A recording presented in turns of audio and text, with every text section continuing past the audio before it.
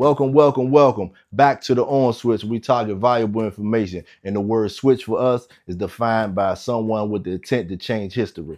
Well, we got one of the bright young stars of boxing here today, and he definitely got the intent to change history with them boxing skills. My man, Jalil Hackett, man. What's going on, man? How you, man? How you doing, man? Mr. Major, what's going on with you, man? I'm good, You man. good? Staying out of the way. Okay, how was your day today, man? Man, good, man. Good Saturday. Watch some Okay. college football, watch some fights. Got Okay. my little work in, Okay. when I leave here, I'm get some more work in. Okay, that's what it's about. Good day. That's what's up. That's what's up. So when you started off, how old were you when you started off boxing, man? I always been around the sport Okay. from as long as I can remember, but I started taking the sport seriously when I was about 8 or 9 years 8 old. or 9 years old. Okay, so that was the first time that were you really inspired by boxing around like 8 or 9 years old? So this how I got into it. Okay. So my dad always trained fighters. Mhm. He had a few pro fighters. He boxed himself. Okay. Like I said, I grew up around the sport of Mhm. boxing. But I also played football. That was the first sport I got introduced to. Okay. So but during the off season or after practices, I'd be in the gym with my dad, because he had fighters. Right. Right. And one day, I asked him, I was like, "Yeah, you should let me try it." Yeah. He like, cool, fuck it. That's what You you're could trying to try it, but Okay. you can't stop playing football because that was the thing. That was our baby. Okay. Football was our baby. That's what's up. That's And what's up. yeah, so I tried it. I had my first fight a few weeks after my 8th birthday. Mhm. I got stoppage my first fight too. Okay. Okay. First fight I got stoppage. I was That's like, what- yeah, we good money. That's what's We up. good That's what's money. up. I ain't even really understand the aspect of win loss. I just wanted to go out there and fight. Okay. It wasn't Okay. really too Okay. much skill to it till we got about 10, 11 years old. But Okay. like early on, it was just go hit him more than he hit you. And that's what we're going for. Yeah. Okay. So you said so around like 10, that's when everything started picking up. We started really paying attention to skills and counter punching and things like that. So what was that around the time that you really realized that you could become a professional in this career? I feel like I've realized that I could become a good professional because you could Okay. be a professional at anything that you put your time Mhm. towards. Mhm. But I realized that I could become a good professional when I was about 13 years old. Okay. When I was about Okay. 13 years old, 13, 14, that Mhm. was around the time where I started to, Mhm. go to camp with some pros, Mhm. work with some pros that was, smaller pros because I Mhm. was still small myself. Right. Right. Right. Work with some of them guys and get good work with them, Mhm. where it was like they not taking it easy. I'm not dominating, Right. but they not dominating me Okay. either. Okay. Okay. So it was like, So we ain't going for that one. yeah, so it was like, you might be able to do something with it. Uh-huh. And then by the time I had, the Okay. mid-teens, 15, 16, it's like, all right, now I'm going to camp with these guys. I'm getting paid to go to camp with these. I'm dominating. Okay. Okay. I'm dominating some of these guys. Guys that's getting ready for world title fights. Right. Right. Guys that's top rated. I'm getting at them. So Yeah. it's like, Yeah. all right, now I know I can do something with it. Okay. Okay. I heard you mention your pops. Shout out to my man Bernard, man. I heard you saying pops was like one of the ones that was already had some other kids into it, and you joined into it with them. What are some other key figures that mentored you around the boxing community as well? Well, I came up in the gym with the Russells. Okay. Gary Okay. Russell, Antoine Russell, Okay. Antonio Russell, Okay. Gary Russell Senior. Mhm. I literally grew up around them. Like them, Mhm. I look at them guys as my uncles. Those Okay. they look at me. That's our nephew. Right. Right. And Right. I laugh with people all the time because I tell them, I say, man, shit. Antonio literally taught me how to walk. Okay. Like he Okay. always, people think like, oh yeah, he taught you how, step with your jab, blah blah. Yeah, yeah. No, So they like thinking you're talking about working out in the gym, nah, stepping with the like jab. yeah, let me hold your hands, baby. Take Okay, them steps. Like okay, okay, that's how long I've been around them guys, man. okay. I learned a lot coming up in the gym with them. It was Mhm, tough. mhm. Everybody did the same thing. Your age did not X you out Right. of Okay. certain Yeah, workouts. that's So what's up. That's what's up. that built the toughness with me. And you had an interview with the Mhm. Russells. Right. You know how Right. they think. Yeah. Those some competitive guys. Yes, sir. So that competitive nature been around them, it bred with me. Right. Right. Right. And it shows. Yeah. It Yeah. shows a Yeah. lot. So Right. Right. I appreciate them guys for Okay, the so time those I so spent. those are some of the key figures. So growing up in DC, and we all understand how the environment is, man, how everything is around us. What where do you think that puts you at in your mind state and with your style of fighting growing up in DC? Um, it made me tough for sure. Mm-hmm. But another thing, there's two sides to it. Mm-hmm. You know, on one hand, it's like, you know, you gotta be tough because you come from DC just Right, like right, me. If yeah, you ain't yeah, tough, or yeah, you know, somebody could take advantage, they yeah, gonna take yeah, advantage. yeah, yeah, You know, yeah. so I took that mindset into the ring, like, you Okay. know, get him before you get you. Right, right, And right.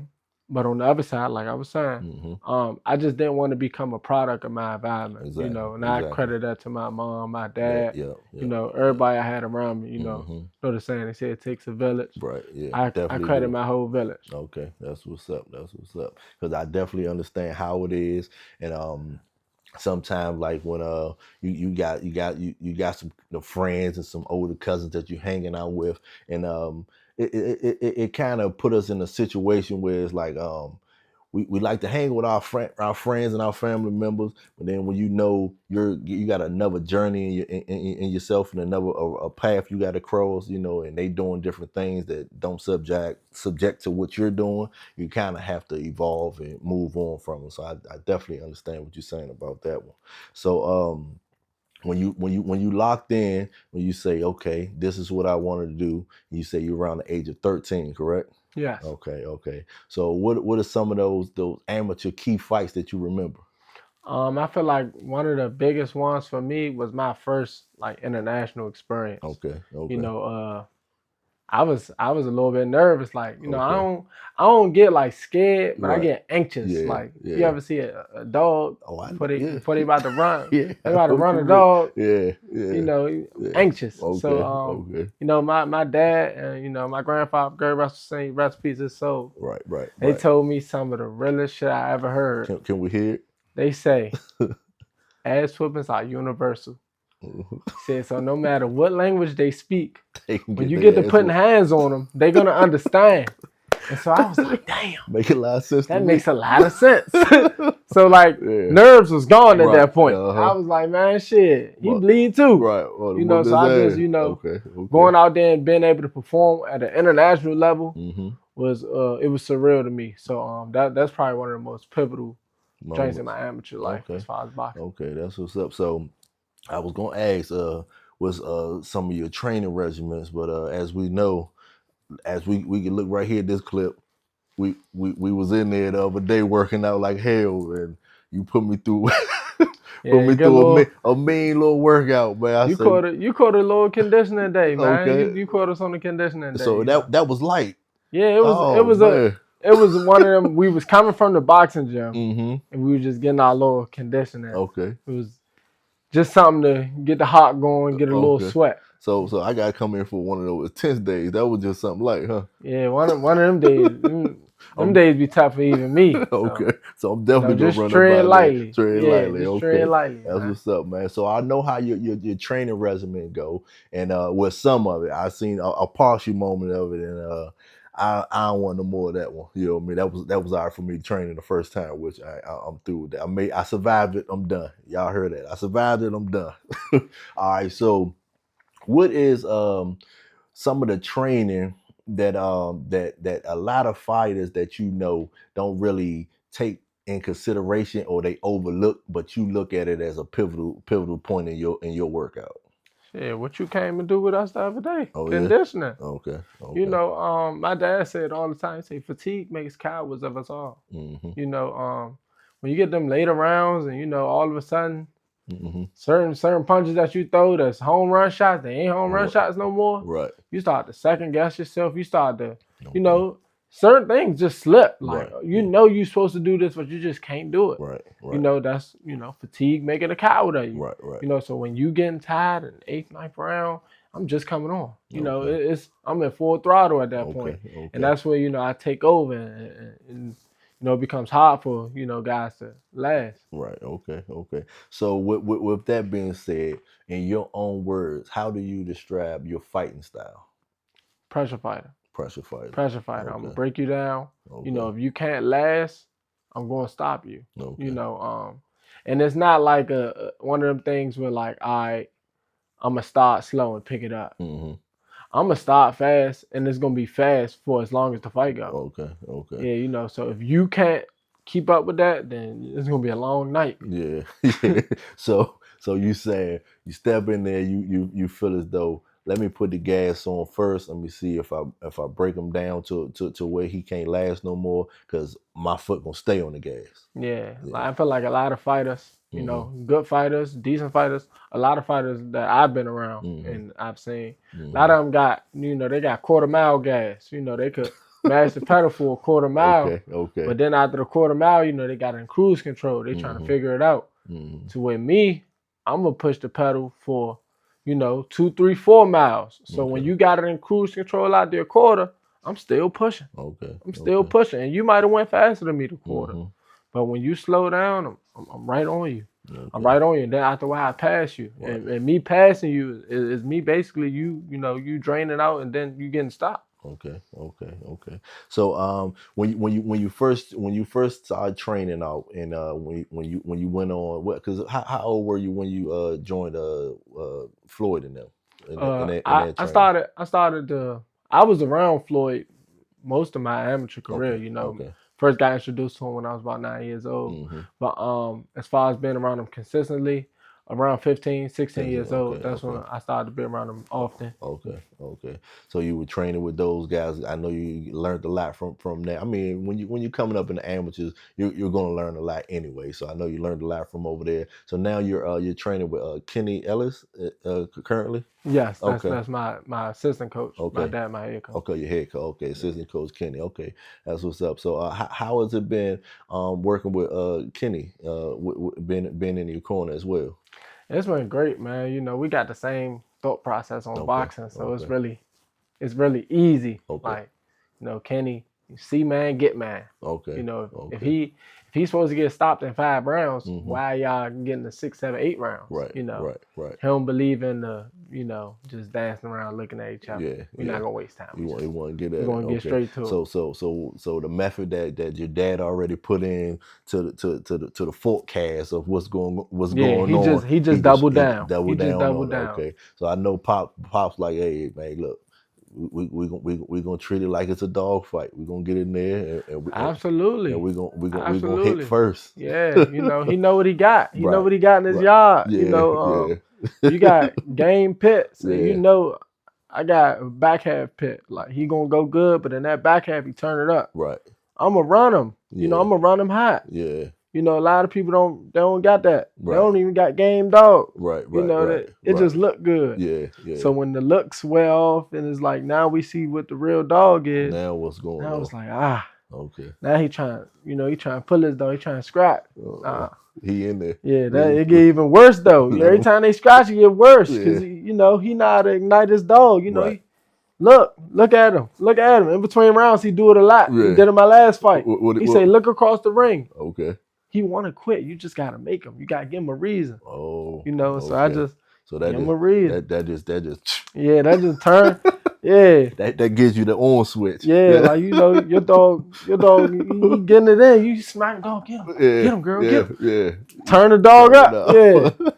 Okay, okay. So we already know you ready for whatever. You keeping your foot on the gas. What from what you've been around the fight game for a long time. From what you've seen, because you moved up to 154. Correct. From what you've seen around 154, what other than being a pressure fighter and things like that, what really separates you from the other opponents that's in that weight class?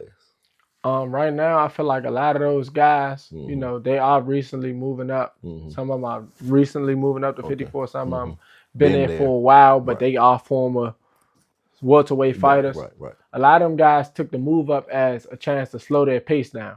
You Mm. know, and that happens in boxing. As Okay. you go up, and it's statistically proven that Hmm. as the weight goes up, the punch count per round goes down. Okay. Okay. But you know, you have those few guys that stick out. You know, I feel like I'm one of those few guys that, despite the weight going up, the punch count will not go down. If anything, it might increase. Right. You Right. know, so Okay. I watch a lot of college football. Okay. Nick Okay. Saban say shit. The best defense is more offense. More You offense. know, Okay. if I Okay. hit you 1,000 times and you used to hitting people about 300-400 times, Mm-hmm. even if you hit me 400 times and I hit you 1,000 times, I'm probably gonna win. Okay. And on top of that, I'm punching. So Right. Right. one of them 1,000 is gonna be the shot that ends it. Okay. So it's Okay. like, That's yeah, what's up. That's what's up. So, looking back at your recent performance, shout out to you for the W. appreciate it. What was you most proud of your last performance? Um, honestly, Mm-hmm. my ability to overcome and then see it through. Okay. You know, prior to that fight, my last fight was last December. Right. Right. Last December, it was a title defense. I was still at welterweight. Mm-hmm. You know, my first title defense, Okay. and I lost. Uh-huh. Went somebody else's backyard, Yeah. and we lost. No Right. matter how people look at it, I'm not sure if you've seen the fight. Yeah. Yeah. No matter how nobody looks at it, Right. Right. oh, they robbed you. Yeah. No, the ref didn't raise your hand, Right. so you lost. Right. I'm a firm believer. I respect that, man. Hey, I respect I'm a firm believer Yeah. in it ain't no robberies in this sport. Right. Right. If you didn't do enough to win, you lost. If Right. they didn't raise, if the three people that judged the fight didn't think you won, Right. you lost. Right. Yeah. So it's like, you know, I went out there, Mm. got a loss, got back in the gym. We had a rematch scheduled for March. Mm-hmm. I got injured 2 days before the fight. Okay. You know, we was Yeah. training, Yeah. and I got injured 2 days Yeah. before the fight, Yeah. and it's like everything went from bad to worse. Right. Right. It was like, you know, I was a bum for losing. Mm-hmm. That's what Now, they say. yeah. Yeah. Hey, cause boy, They I was hearing it all. They gonna say it all. I was hearing it all. I was Yeah. all types of bums. Yeah. I'm checking my DMs. You Yeah. fuck my parlay up. Yeah. You bitch ass nigga. Us as fans, we could be real harsh. Boy, they was taking it there. Right, They was taking it there. Hey. So, and that's another aspect I wanted to get into. But yeah, go ahead. You keep on with this one. Yeah, nah, I seen it all. Right. Then we get the rematch scheduled, Mhm. and you know, I'm thinking like, you know, we beat this guy right back on course. Mm-hmm. Get injured, then like I said, bad to worse. Right. Go from you a bum to I was getting everything. Yeah. I'm talking like I'm getting AI pictures of me with an Amazon vest on. Oh yeah. Wow. Niggas are sending me links to job applications to Walmart. Wow. Like, Wow. yeah, you need to hang it up. Yeah. Like, I'm like, damn. Yeah. And then it's like, you know, leading up to that, I mentally checked out. I'm Okay. like, man, fuck this shit. Mm-hmm. Fuck this shit. Mhm. And so, you know, I was still training, Mm-hmm. but it was like I was going through the motions. Right. And then I got an opportunity. It wasn't really, I can't say it was an opportunity. Can we look at New York as an opportunity? Yeah. No, I can say it's an opportunity. I had an opportunity to go to New York. It was a sparring event hosted by Ring Magazine and Turkey Al Sheik. Okay. They said, you know, we having, you know, a lot of pros just come up and spar. It was like, you ever see open gym in basketball? Right. It was like open gym, but it was boxing. Yeah. And so I get there, there's a lot of big name guys there, like guys that you know, like, Yeah. all right, this guy, he 20-0. This guy, he this former world champion, this and that. So it's like, you know, you about to go ahead and get some bump, Right. but you getting bumped in front of the right eyes. You know, the Turk was there. Okay. You know, huge shout out to you know the Turk. Ring Riaz, Magazine through the card. They not card. Ring Magazine through the event. Okay. They collaborated with Box Raw. Okay. And when I got there, I pulled up, and it was like, you know, when somebody real nice that could hoop pull up, they like, oh yeah, Lil here, yeah.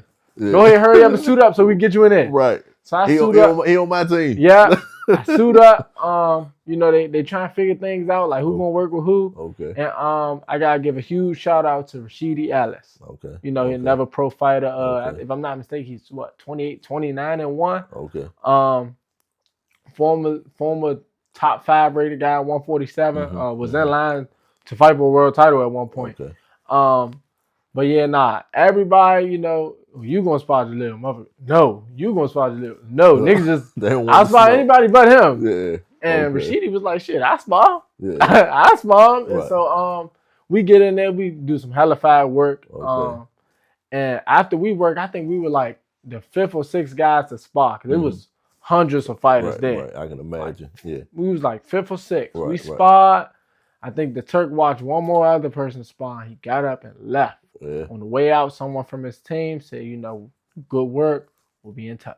Right. And so I didn't hear nothing for like 2-3 weeks. Okay. I'm like, well, we went up there. We did what we did. Yeah. Fuck it. Yeah. Go back to regular schedule, Yeah, drawing bullshit around. Yeah. So you know, I'm doing that, and I get a call from my team. They're like, yeah, you know, we got you something. Okay. We gonna have you fight in September. Okay. I'm like, all right, cool. You know, just getting back in the mix. Mm-hmm. You know, they said, but we really think you should move up because I had plans on fighting at 47 still. Okay. Okay. You know, they said we really think you should move up. So after talking with the team, you know, think about it. We said, all right, we're gonna move up to 54, Okay. and they ended up putting me on Terrence Crawford's card. Okay. You know, they had that huge fight week where they had, you know, fights Wednesday, Thursday, Friday, and then the big card Saturday. Yeah. So I ended up fighting that Thursday in Vegas. Okay. They put me in there with an undefeated guy, Elijah Vance. Huge shout out to him also. Yeah. Okay. You know, he was 8-0 with 7 knockouts coming into the fight. Right. A guy that's not accustomed to losing. You know, in his mind, he coming in to I'm bring probably it. gonna knock you out. That's what he was thinking. Yeah. You know, even in pre-fight things, you know, people asked how he thought the fight was gonna go. He said, I'm probably gonna knock him out. Right. So has there been a moment in your career where you feel as though you had to approach the sport with like a different mind state, when you had to change things, or you know, change how you were doing things or anything of that sort? It was really earlier this year. Okay. You know, the loss, believe it or not, that wasn't the thing. Okay. You know, we had a rematch that fell through. That wasn't it. But it wasn't until, you know, April, May of this year where I ended up throwing a party for my 22nd birthday. Okay. And, you know, young man, 22. Yeah, party was supposed to be great, you know. Okay. Throw it back at home in DC. You know, me and one of my homies, we put together some money to get us a whole club for the party. Not even just like get a little section. We're gonna get us a whole club. We're gonna sell tickets. People gonna come have a good time. That's what's up. Yeah, good part is, you know, we put it out, we promote it, and it sell out. The night of, you know, before midnight, it was at capacity, and there's a line wrapped around the building a few times. Okay. Bad part is, you know DC, you know niggas. Right. They got the shooting. Wow. They got the shooting. Party shut down. All chaos broke loose, and that's when, in the midst of all that, I was like, yeah, nah, this ain't it. Okay. This ain't it. So you know, I just had to revert back to what got us to the point of where we was at. You know, I just think about in the amateurs when I first turned pro, I ain't even used to go outside. I hated outside. Okay. I hated party and all that. You know, so I just went back to the basics. My father tell me, say, man, a lot of days y'all niggas can't get nowhere because y'all all think y'all chiefs. Right. Y'all not chiefs, y'all Indians. And sometimes it be too many chiefs and not enough Indians. Okay. So I just need you to be an Indian right now and let me be the chief. Okay. You know, so I just let him stir the boat. You know, and I just do what he say. Okay. And I feel like we've been slowly but surely getting back on the right track. Right back on the right track. Shout out to Pops for that one, man, because that's a lot of key to growth. You have to go through things to learn for yourself, and you being as though you're 22, you said you having a party for your party, your birthday, and you 22, and those words of being spoken to you, you seen them, how they are being replaced right in front of your face, and then for you to be that young and have that mindset to change things right then and there. I applaud you and your father for that. You for listening, because I know a lot of 22, 23, 24-year-olds that I talk to daily. That shit one ear and out the other. Yeah, and I feel you. Yeah. I feel you. But it's like, it's something that he said over and over and over again. And it's fucked up on my behalf that it had to get to that point. Yeah, for you to had to get to that point for you to be like, all right, I'm gonna listen. Yeah. Like, cause you know, you have one thing, you know, he tell you, all right, you know, just do this, do that. All right, I got you. Have another thing happen. He said, all right, do this, do that. You say, I got you. Then you have 50 more things happen, and you keep saying the same thing. Right. And then when it gets to a drastic breaking point, then you're like, oh shit, I should have listened. Right. Yeah, and I'm just, you know, glad I got him around to tell me stuff like that. Right. Because it could have easily been a situation where he wasn't there to say nothing, or he wasn't there to, you know, stir me back in the right direction, and things could have went from bad to worse to shit out of luck. Yeah. So That's what's up. That's what's up. Shout out to Pops for that one, and like I say, I commend you for listening and staying on that right track, man. That's what's up. So, what did you learn from your toughest opponent in the ring? My toughest opponent actually was my first fight with Matron, Pete Okay. Dobson. Okay. My first fight with them, I fought for the WBA Continental Americas Okay. title last summer, Okay. July 2024. Uh-huh. Oh my goodness! Yeah. When I say it was tough, as far as like the whole build up, the Right. fight, everything, it was Uh-huh. tough. Uh-huh. You know, because He talking big smack. yeah, before the fight, I had one other opponent that I considered a big fight. Okay. You know, because the fight before him, I fought for the WBC youth title. Mm-hmm.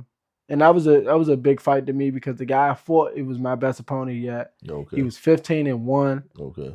You know, game guy, come from a game background. You Okay. know, he had a fighting family, Okay. so I knew I had to go in there ready to fight. Right, Now I ended up getting him in the third round, but it was a tough 3 rounds. Right, So I had to go get it. Yeah.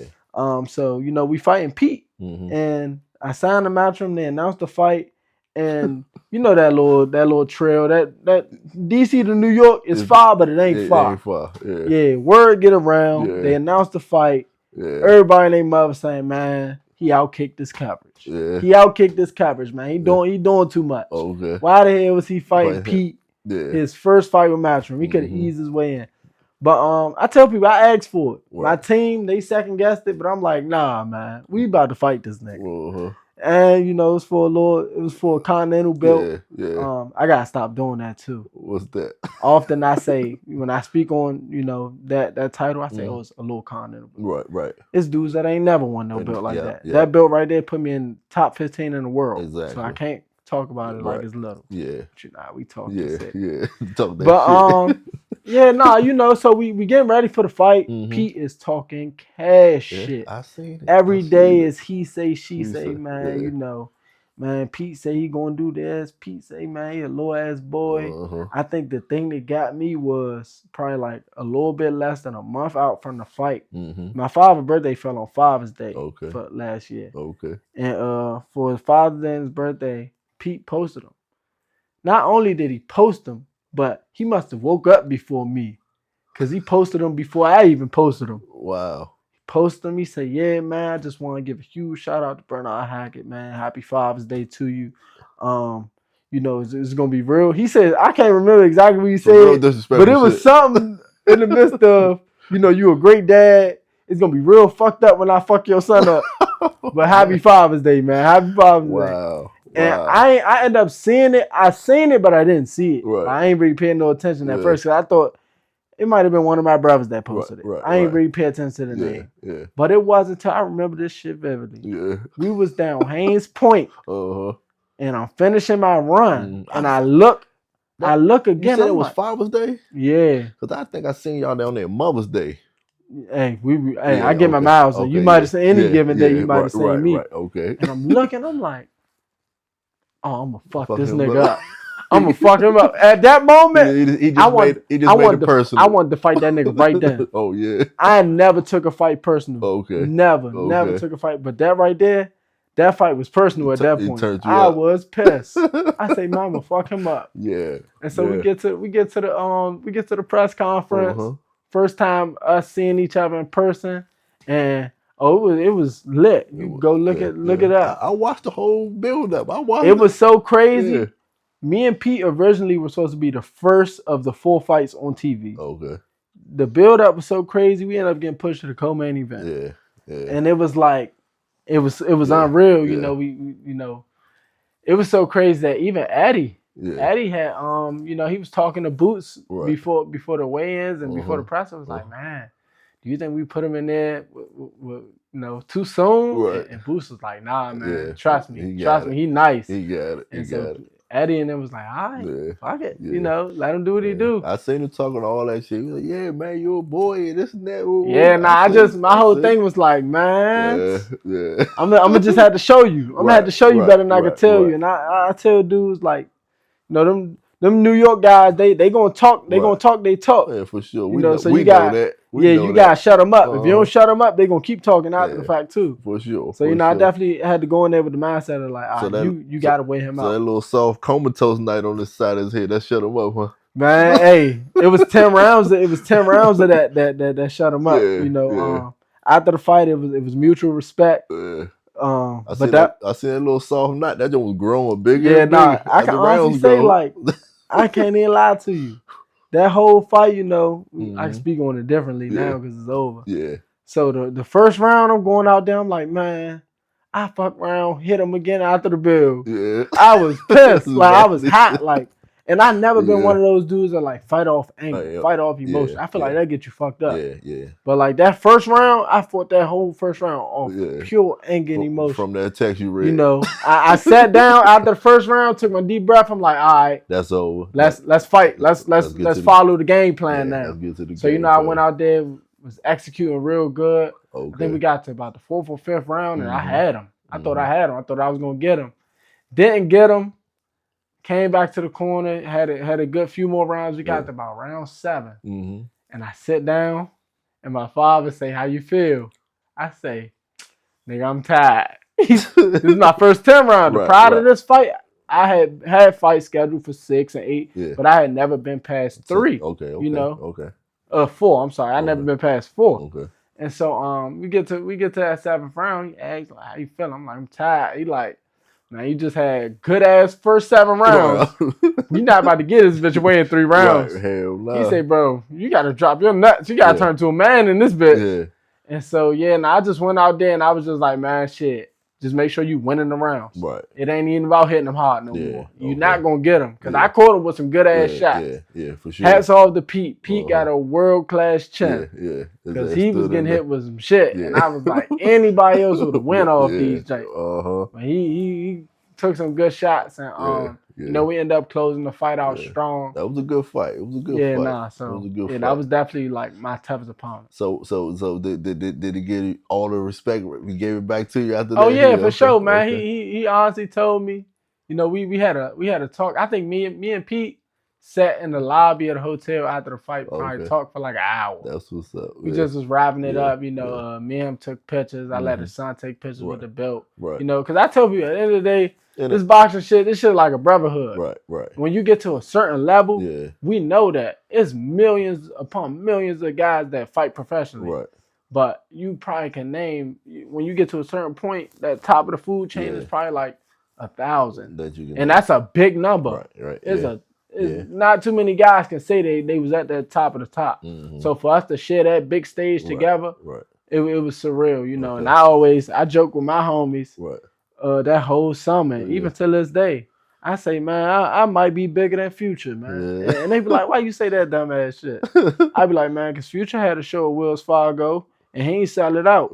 I say, I fought at Wells Fargo. I was a co-main event. We sold that bitch out. And put a show on. I say, yeah. So, hey, that might make me bigger than him. Okay. So, all right. So now we moved up to 154. Okay. Now, so what title matchup that you're thinking or you've been looking at that you're aiming at that can be next for you? I feel like in the near future, as in the next 8 to 14 months. Let me hear it. I feel like a fight with me and Xander Zayas is Zayas. You gotta think he got a fight coming up in January. It's a unification bout with Abbas.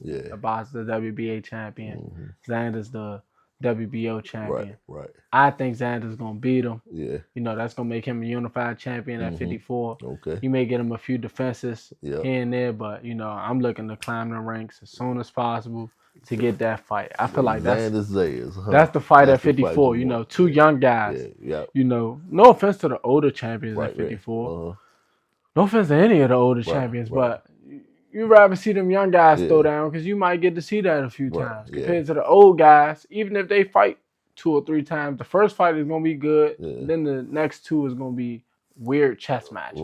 Right. Compared to me and Xander, if we have a bang out the first fight, as long as we both got hot beats, as long as we both alive, we gonna bang it out again the second fight. Right. And if y'all like that one, we gonna bang it out the third time. So it's like Yeah, man. I feel like that's the fight to be made at 54. Yeah, so they go crazy for him over there in Puerto Rico, man. Oh yeah, they love absolutely. He a star. he a star He over a there in Puerto star. He a Rico. star. Yeah. So you trying to bring that star to the sky, huh? Yeah, man. You trying to beat it out I ain't even trying to bring it out the sky. Yeah. I'm just trying to. We meet at the top, and it's gonna make a hell of a. It's gonna make a hell of a night. Okay. And it's gonna make a hell of a night a few times if the first one is good. Right. Okay. Damn, he says okay. That'll be a good one right there, man. Nah, for sure. It'll be better than good. Yeah, Ray. I definitely gonna have my popcorn ready for that one, man. So So now that you're looking for those top fights in that division, is there any professionals that's in the fight game right now that you look at and you look at it as like, wow, if I can work with him or we do something together, it can help me sharpen my knife. Is there any fighter that's in the game now that you look at that can help you sharpen your game up? I think right now, it's so crazy. The boxing world, when you get to a certain point, it's small. Right. Everybody know everybody. So anybody that I could ever think about, like, man, I want to work with him. It ain't nothing. They ain't nothing but a phone call away. Okay. And anytime I ever made the phone call, those guys came through. Whether I go to them or they come to me, they give me work, I get them work. You always, so I'd have been in there with everybody I realistically wanted to get into it with, as far as like take some things from out of their game, stuff like that. Most recently, though, I got a phone call while I was out to eat with my advisor. Okay, let's hear this. I was out to eat with my advisor, and Bud calls and he said, "Yeah, man, I can't wait to catch up with you again, man, so I can fuck you up." What? I'm like, God damn. You gonna talk to me like that? You didn't ask me how my day was. But it wasn't nothing but motivation. I'm like, man, so if a guy that in my opinion is the best fighter of all time. Right. And I if a guy like that is looking to you like, man, I'd be honored to fuck you up. Right. That means he must see something in you to where if he fuck you up, he feel like you put a notch on your belt. But always talking that shit, man. He gonna talk it. He gonna talk it, but hey, if you've been watching his career like I've been watching his career, he gonna back it up. Yeah. And I feel like, for as long as I've been living, I'm one of the people you gotta show me. Right. I done seen it, but you gotta show me how nice you are. Right. Yeah, that's probably one of the only people that I haven't sparred with that like I'm looking forward to working with him and being around. So picking his brain. I know you probably I know I looked at the phone. So after you get there, you like, the fuck this nigga just say to me? Yeah, it's not a shocker, but it's a shocker because like. If you pay attention to boxing or you see me around any fights, anything like that, dudes that be talking crazy to each other, they do not be talking crazy to me. Yeah. Like, cause they already know, like, well, I put hands on you outside this ring. Like, dude, hey, my father, anybody in boxing can attest. Like, a lot of dudes they do some WWE ass shit. They be faking tough. Right. Or like they'll wait till people get in front of them and act tough. Yeah, when the camera's on. I'm be tough with you regardless. And I don't be having 100 million people with me while I'm anywhere. Right. You can easily get up on me if you feel a certain way. Yeah. Yeah, man. So you like, damn, this nigga Bud talking about he wanted to spot. He really, it shocked me, but I expected that from him. Okay. So it's like that's a guy that like, yeah, I really look forward to that. Get in there with him and y'all do some things. Well, man, if he called you like that, got the phone, got the number and everything, y'all must be already locked in. Good guys, for sure. He definitely a good guy. Definitely a good guy. Definitely, he one of those fighters that every time he see me, he makes sure he leave me with some knowledge. Okay. So I definitely take my hat off to him. Take my hat off to his whole camp. The solid camp over there. Yeah. Coach Bomac, Coach Bernard, all them real cool dudes, man. Take ass off to him. For sure. Well, there go your camera right there, man. Anything you want to tell the people right off the break before we out of here? Hey, man, I just want to tell everybody who's been supporting me, support my team. I appreciate y'all. Yep. If y'all been tuning in, make sure y'all keep tuning in. I'm going to keep giving y'all great fights. Like I said, I'm going to bring great boxing back. I'm making the sport great again. Yes, the ones that been watching, waiting on me to look bad, keep watching because y'all going to be waiting for a long time. So, yeah, man, appreciate y'all. Appreciate you for having me on today. Appreciate you for being here, Jalil. For sure. We switch. I'm glad y'all switched in because we switching out now. Bye. We lit, we live. Good vibes, good vibes. Like, comment, subscribe. Like, comment, subscribe. We lit, we live. Good vibes, good vibes. Like, comment, subscribe. Like, comment, subscribe.